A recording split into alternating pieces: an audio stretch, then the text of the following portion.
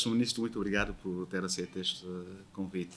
A começar, Sr. Ministro, quais são as motivações que levaram a assumir essa nova função?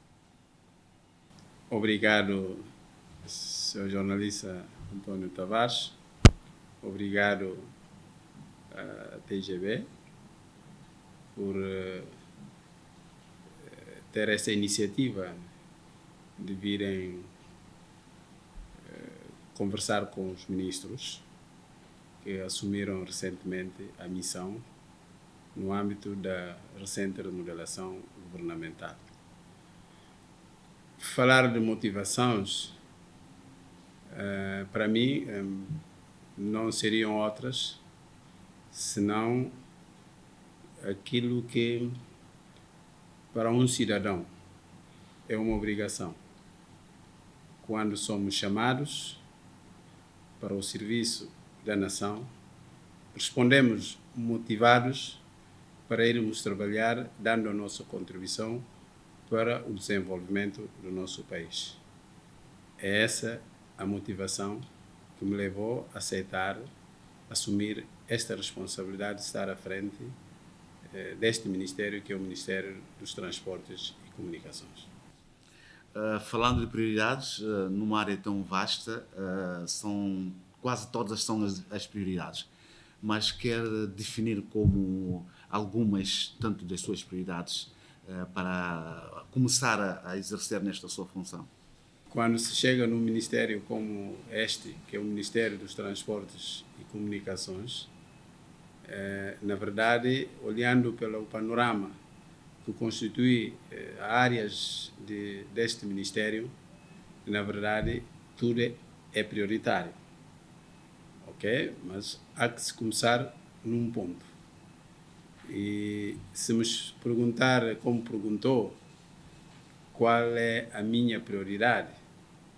A minha prioridade é trabalhar para que se estabeleça, se instale a paz social em todas as áreas que compõem este Ministério.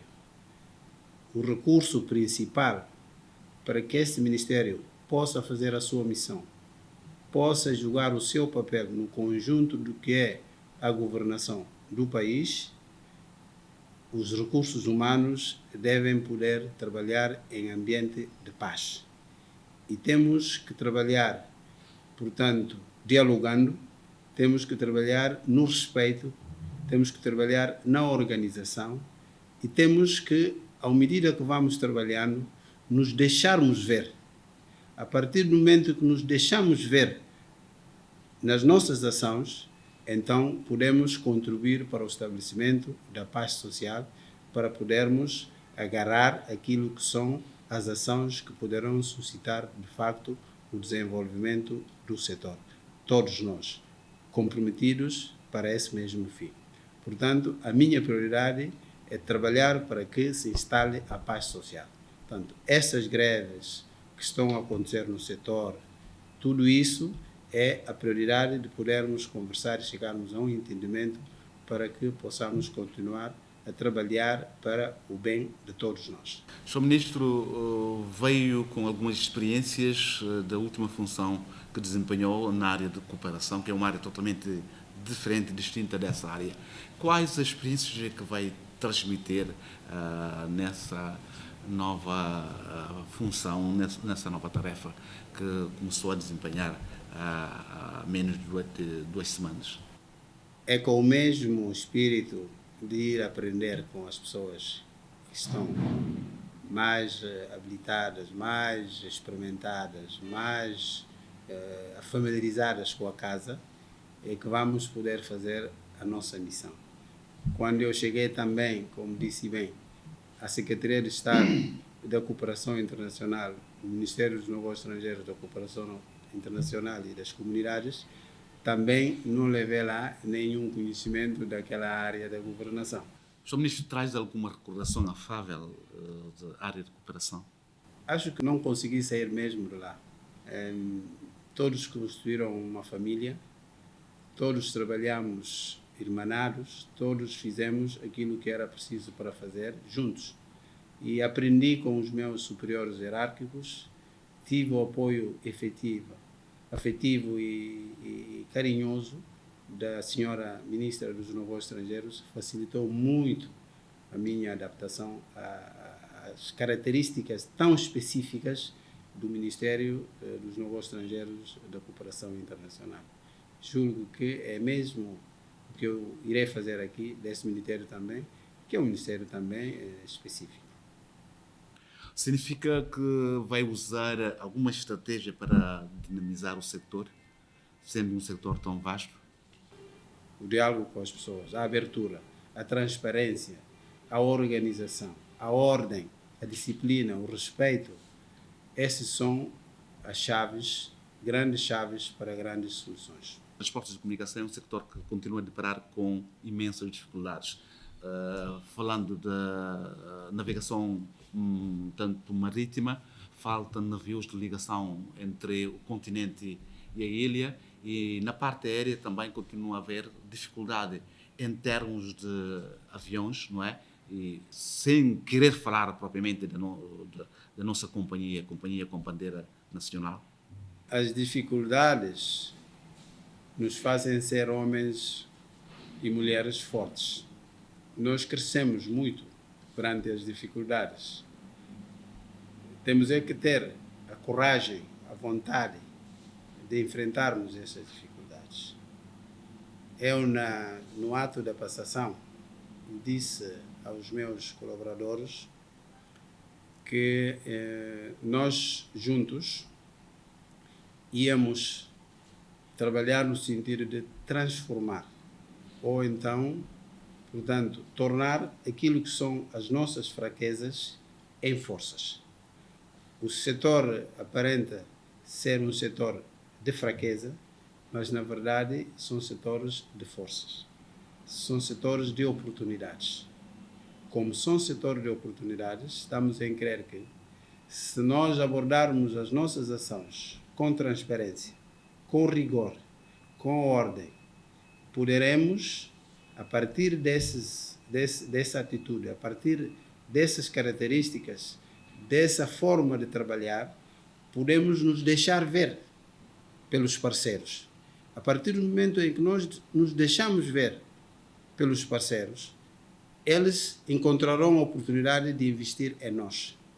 E ao investir em nós, estaremos a ultrapassar tais dificuldades de que falou há bocado. Estaremos a jogar o nosso papel de contribuirmos para o engrandecimento e fortalecimento da nossa economia. O Sr. Ministro continua a ver queixas da parte de cidadãos relativamente à prestação de serviço com diferentes operadores de comunicação. Eu refiro-me à MTN Orange, que tanto o serviço que prestam deixa muito a desejar. A MTN e a Orange, que são as operadoras que nós temos no país, são parceiros estratégicos do governo e de toda a Guiné-Bissau, que quer, de facto, ver esse setor desenvolvido. Portanto, vamos também, com o diálogo, podermos ultrapassar essas insuficiências que, de facto, são reclamadas pelas nossas populações. E a nossa responsabilidade como governantes é criar esse equilíbrio entre prestadores de serviços e os seus consumidores, os seus utilizadores. Portanto, tem que haver um equilíbrio. Portanto, nós estamos em crer que a MTN ou a Orange não quererão, portanto, ter aqui uma situação em que não haja uma satisfação da parte dos utilizadores dos seus serviços. Então, vamos fazer esse papel de poder fazer o equilíbrio. Portanto, há bocado estava aqui a falar com os responsáveis da ARN. Tenho que aproveitar aqui nossa conversa para reiterar, não é, os nossos pesares à família do nosso falecido presidente do Conselho de Administração, engenheiro Leandro Vieira, que estava a fazer um grande trabalho à frente dessa estrutura, mas a vida institucional normalmente continua vamos continuar a trabalhar. Estava a falar com essa estrutura no sentido de irmos estando de perto, não é? Tem que fazer a gestão de proximidade. Portanto, um gestor público tem que ser uma pessoa sensata, tem que estar próximo. Vamos estar próximo da população, como vamos estar próximos da MTN, da direção da MTN e da direção da Orange, e a partir desse momento não haverá esse problema. Isso passa relativamente à recuperação de Guiné-Tel, ou nem por isso, quando o ministro falou aqui do equilíbrio? Todas estas áreas que compõem, de facto, o Ministério dos Transportes e Comunicações são áreas da soberania. E, sendo áreas da soberania, não se pode pensar que estas áreas são da responsabilidade restrita do Ministério dos Transportes e Comunicações. É todo um país que se levanta quando é a soberania que está em causa. Portanto, estas unidades de telecomunicação, da área da telecomunicação, são áreas da soberania. Portanto, não sou eu, mas já prioridade. É a prioridade das prioridades. É a nossa garantia da soberania. Hoje estamos na era da digitalização. Voltando um bocado à pergunta de quando o ministro falou de oportunidades e potencialidades, tem alguma ideia sobre como aproveitar essas oportunidades, essas potencialidades que existem relativamente às ilhas que estão a ser mal aproveitadas? Tenho uma ideia. A falar de ideia, sim, tenho. E vejo, de facto, a possibilidade de concretizar essas ideias. E, a partir daqui, deixar uma esperança a toda uma população que está enclavada. A situação que nós temos de não podermos, portanto, utilizar o potencial do mar para a nossa economia. Portanto, você não pode ser um país quase todo ele de água e ficar indiferente a todo esse potencial. Tanto mais que, do outro lado, nas ilhas, temos também um setor de força, que é o setor do turismo. Portanto, não temos como não pegar esse setor como um setor também de grande prioridade e de potencialidade a explorar. Permitir uma parceria que vai te acompanhar, portanto, para que esse setor se torne um setor de força. Tanto mais que, quando você fala do transporte marítimo, está a contribuir para uma certa poupança em termos de infraestruturas rodoviárias.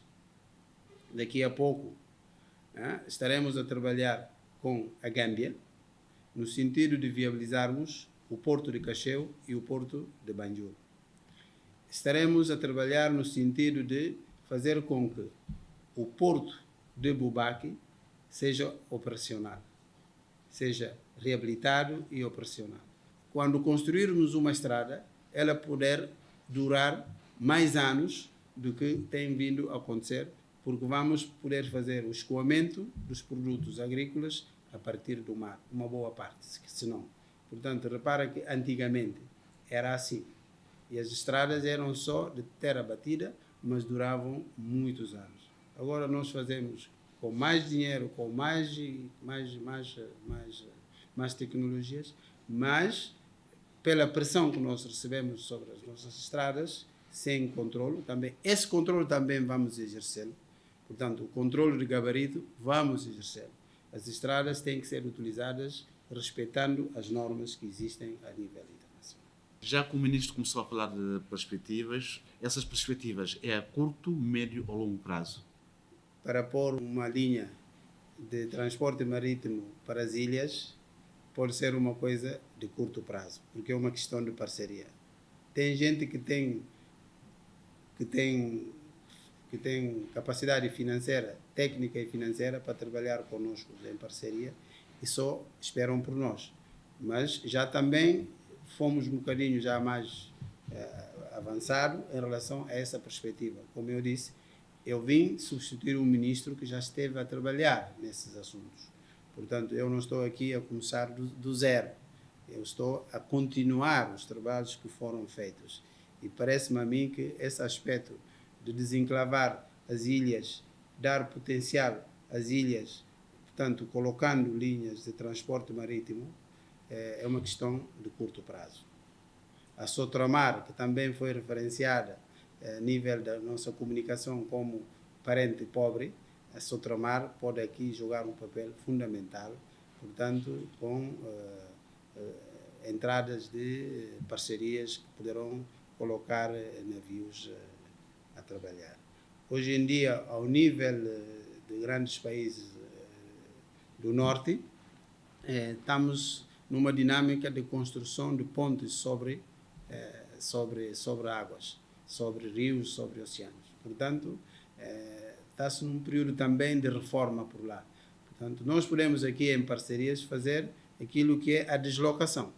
Portanto, fazer deslocar os feribotes, os barcos, que podem, portanto, aqui em parceria, portanto, facilitar a nossa vida.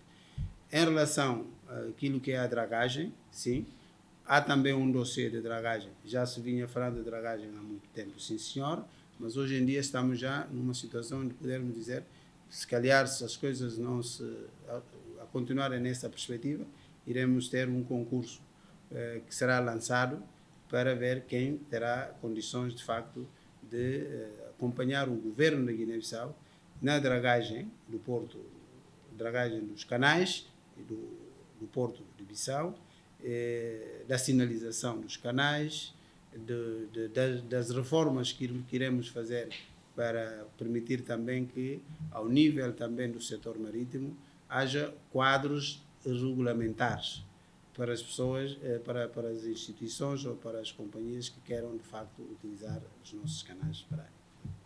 É tudo isso. Sr. Ministro, estamos no fim da nossa entrevista. Queria deixar tanto que falasse de últimas, ou então que desse últimas considerações.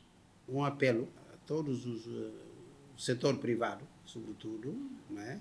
Que é um setor fundamental para a nossa economia, para a nossa paz, para a nossa estabilidade.